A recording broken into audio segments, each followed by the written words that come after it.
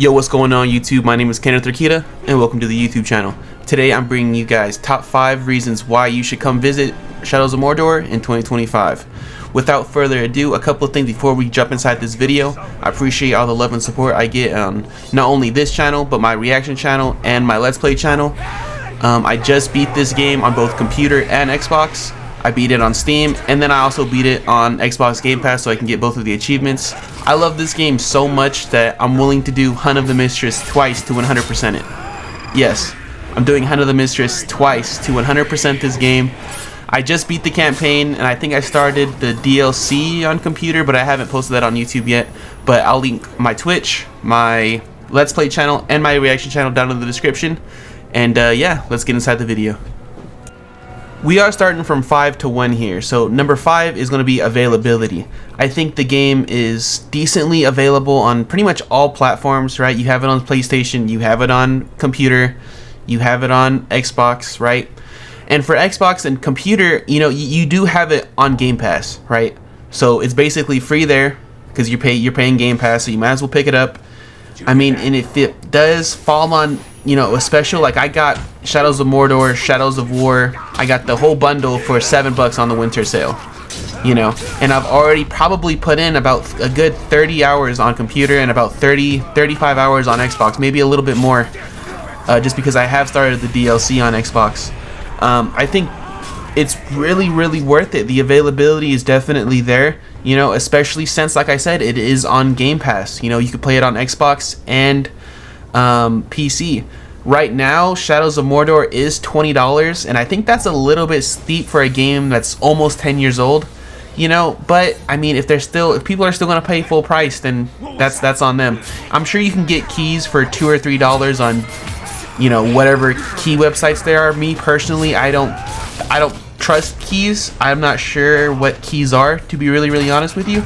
But if you're a key kind of guy and you trust it, hey, you can pick it up for a couple bucks, and hey, worst comes to worst, you put 2 or 3 hours into it, that's $1 an hour. That's kind of the way that I view video games. Is if I pay a video game for $60, $70, I'm expecting to get $1 an hour. I'm expecting to get 60 or 70 hours out of that game, right? So I bought it for $7 and I've already spent 30 hours, let's say, on computer on it. Like, that's remarkable to me. That was a great purchase. Reason number 4 on why you should pick this game up in 2025 is the combat. The combat and the abilities in this game, they're so fluid, they're so brutal, they're ridiculously satisfying. You know, you have everything you want. You have parrying, dodging, you can change together executions and combos. You know, this game, the combat, it hasn't aged, you know, at all. I will say though, the movement in this game is still a little wonky, you know. And I'm thinking maybe because it is 10 years old, you know, so I can't bash them too much on that. But everything else, you know, the abilities, you have Talion's abilities, you have Celebrimbor's abilities, you know, he has the bow, you have the sword and dagger, you know, you can do so many different things with each of the skill trees. You know, Talion, I think he has like 30, and I think Celebrimbor has a little bit more because he could brand orcs and he has Shadow Mount and all that really cool stuff. But dude, I would recommend picking this game up just for the combat. Honestly, the combat is just so unique and it's so fresh. You know, coming out of Assassin's Creed recently and third person, you know, melee games or, you know, sword and shield or whatever games have been so lackluster recently. Coming back to this game is so fresh when it comes to combat. Just off of that, I would recommend you to pick it up. You know, reason 3 on why you should really come back to Shadows of Mordor is just the Lord of the Rings content recently. You know, we have Season 3 of the Rings of Power coming, which, I get it, the Rings of Power is definitely a toss-up. You know, you like it, you don't like it, you either like it or you don't like it. There's no middle ground between it, at least from what I've seen. You know, me personally, I haven't sucked my teeth into the TV show, although I do plan on watching the series. I have too many shows that I want to finish. You know, I just got back into The Walking Dead. I got back into Madness. You know, look, I'm a college student. I work 2 jobs. It's either I'm playing video games or I'm going to sleep when I get home. You know, I'm not watching TV. But I definitely do want to dive deep into the Rings of Power eventually. Same thing with Fallout, the TV show. I love Fallout and I haven't even watched the TV show. I know, it's horrible. But, you know, we have Season 3 of the Rings of Power coming out, and then we also have a new trilogy of the Lord of the Rings coming out in 2026.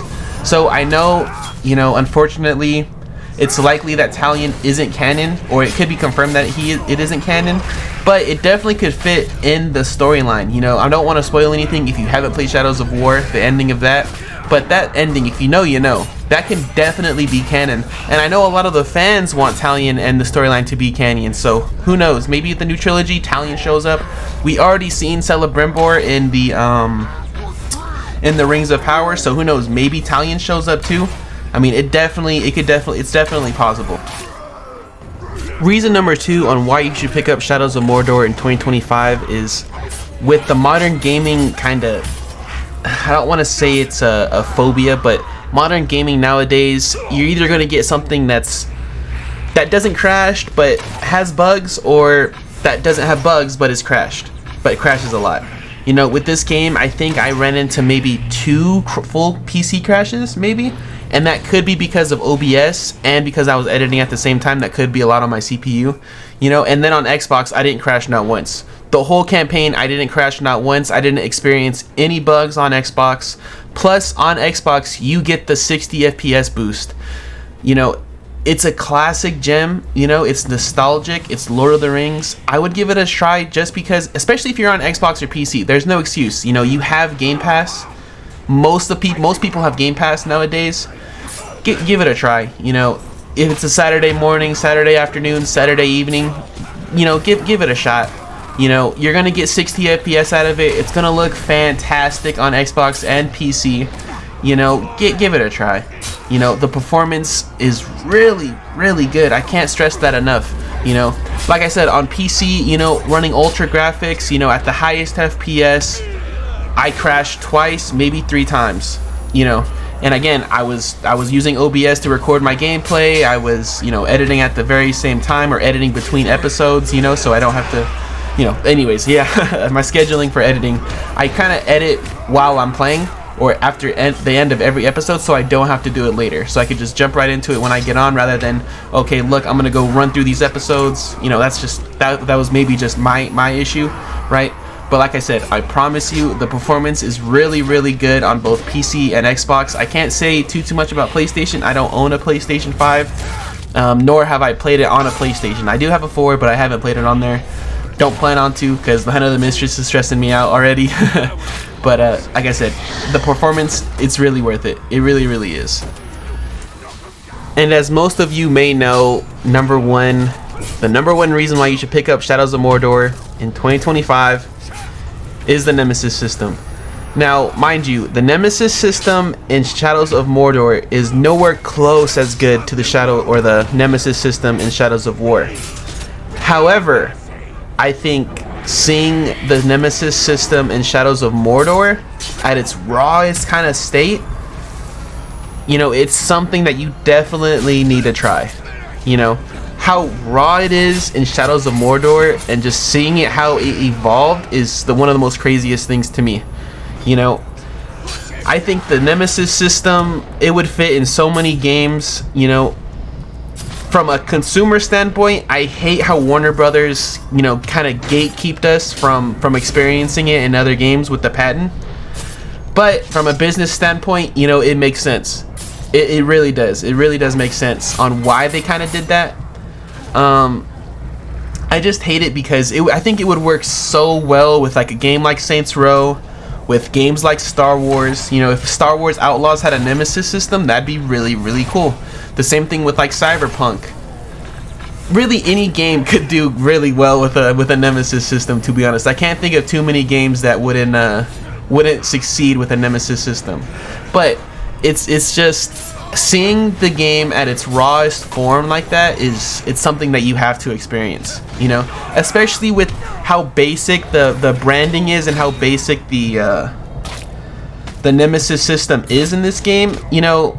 You don't get betrayed, you don't get stabbed in the back. Your favorite Orc, you could basically save your favorite Orc if you really wanted to, just report him or promote him to War Chief, and he won't get messed with, to be honest with you. It's one of those games to me that you have to just see it at its rawest form.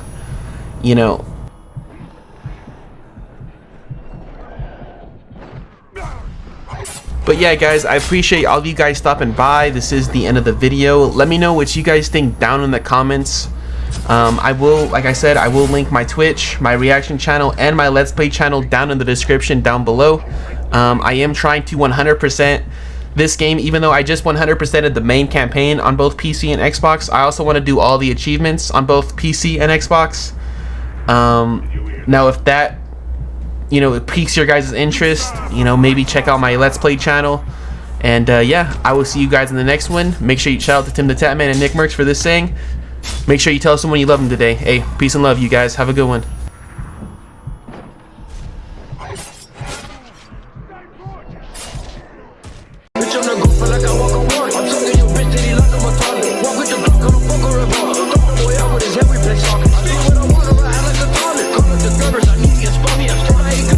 I